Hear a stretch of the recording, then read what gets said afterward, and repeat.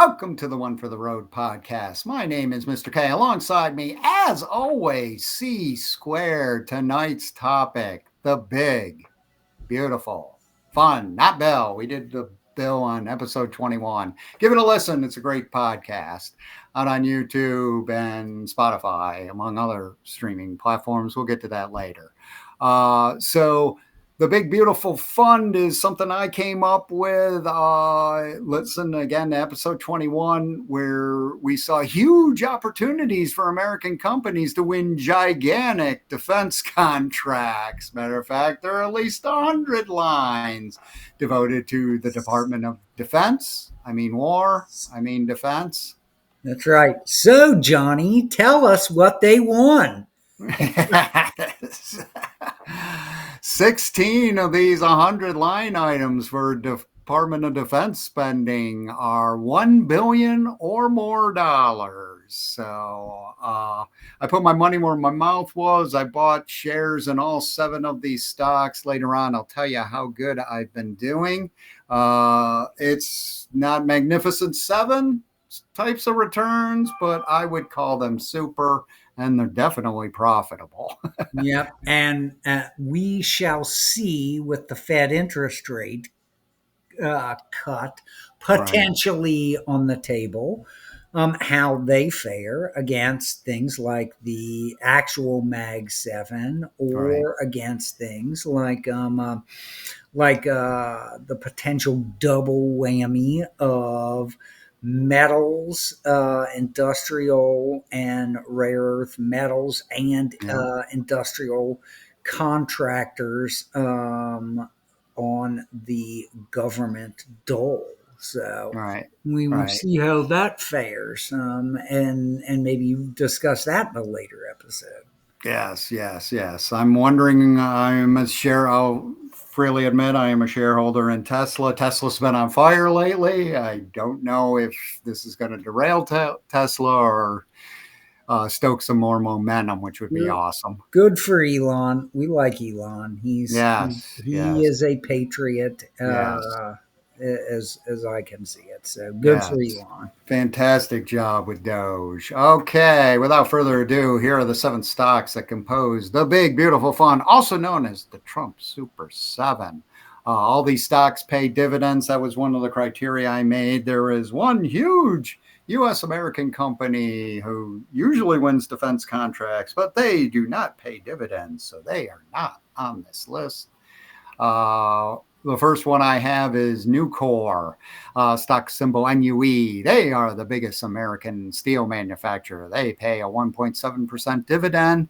Why did I include these guys? Well, there's a $195 million line item for U.S.-made steel plates for shipbuilding and rolled steel manufactured fabrication facilities for shipbuilding. We like steel. Yes. Plenty of uses for that, especially if you're building planes, ships, trains, and automobiles. And again, I'm assuming Trump's going to pick American companies for the Big Beautiful Bill for these American endeavors. Not even imagine him not. And how would you stand up in front of the media and explain that away? Right. So given that, I went with some pretty big heavy hitters in the areas of defense and other areas like shipbuilding, because shipbuilding's mentioned in the Triple B 13 times. It has its own section called Enhancement of Department of Defense Resources for Shipbuilding.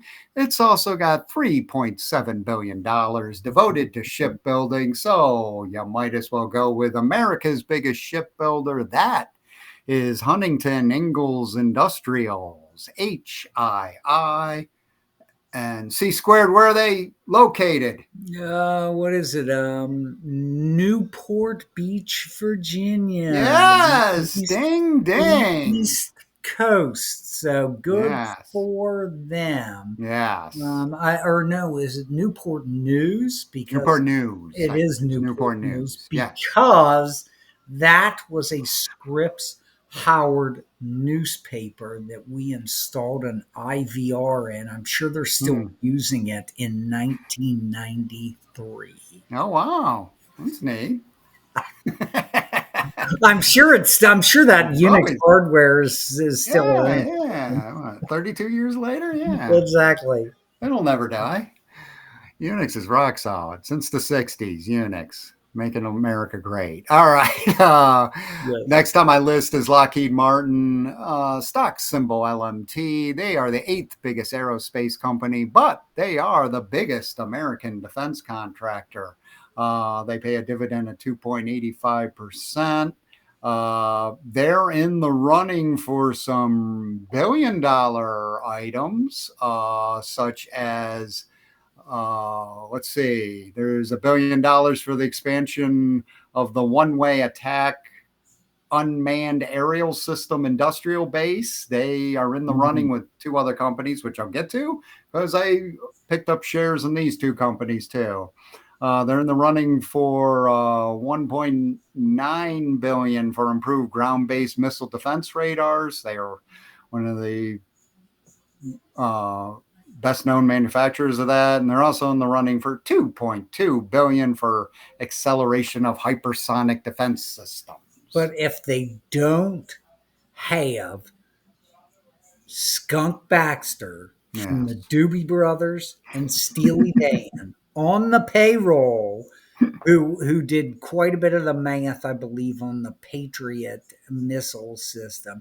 They don't have Skunk on the payroll. They're surely not going to win. So I hope we're right. here. Yeah.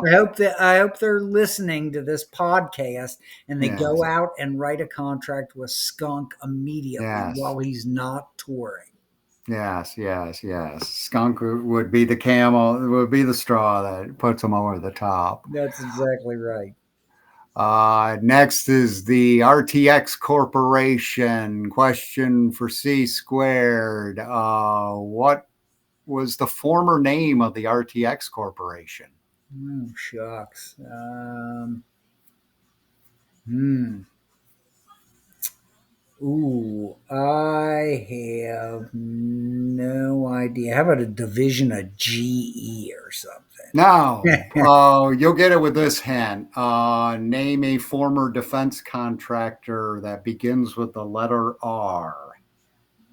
Raytheon. That is correct. Oh, there Ding, we ding. are. You Okay, got it. I just needed a little help. I need to Yeah, phone no help from home your to get, friends. yeah, phone home to actually get another hint, man. Yes, the RTX Corporation, formerly known as Raytheon, stock symbol RTX. They are America's second biggest aerospace company. They're America's second biggest American contractor.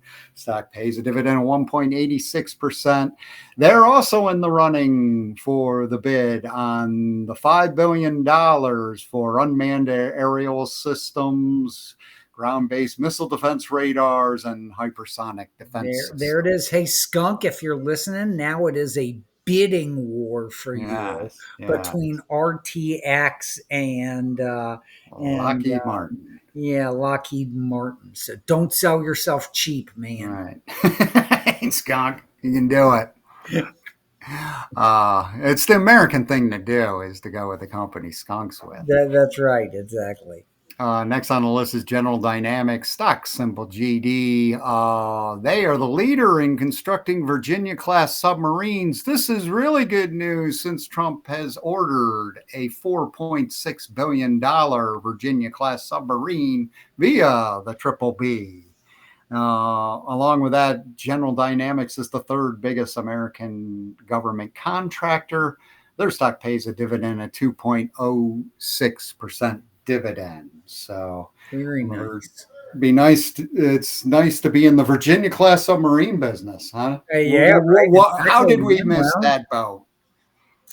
I don't know because I thought they were going to turn all the recycled ones into casinos off the coast of New Jersey or something like that. I had no idea about Virginia. All right. And of course, we're waiting for the Texas class submarine. Yeah, that's exactly right. And is gambling legal in Texas? Barbecue's legal. Exactly. Yeah, that's right. Yeah. That's the rumor. They should get while we're talking about that stuff. If they're going to do a Texas class submarine, and they need to hire Billy Gibbons. I'm sure he Yes. is. I am sure that he is available and has the same math credentials as Skunk. Yes, yes, yes. I'm positive that's the case. This one everybody's heard of. It's General Electric Aerospace, stock symbol GE.